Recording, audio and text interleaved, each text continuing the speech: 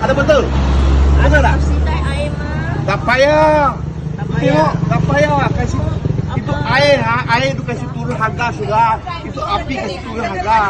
Sekarang ini kedai kopi lah, satu hari mau untung 100 lah. Lancau dia boleh untung. Tak ada orang makan lah. Why no? Why no? Jual mahal. RM9. Chicken, babi jual RM9. Saya tanya, ayam RM7.5. Satu cawan 5 jam RM7.5. Barang-barang naik. Ling Wai kata dekat Melaka dia cakap cai pei feng zhong xie citi.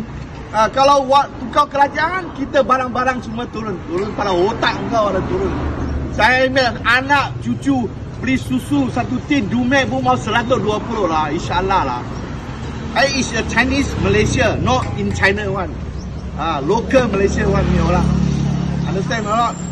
Saya ada bapa dah, cucu 10 dah, anak 5, menantu 5.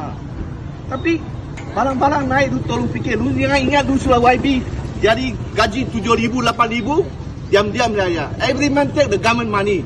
Anwar bukan tak baik. Anwar datang saya punya rumah ceremah, tu tahu tak? 3 ekar setengah saya kasih sama dia ceremah. 3 acre half go to Malacca. I give them 1 whole day. Datuk Seri Anwar Ibrahim, Samsul Iskandar, Khalid Jaafar itu jam menteri. Come to my house one. Kalau sudah menang, tak ada kenal kita lagi.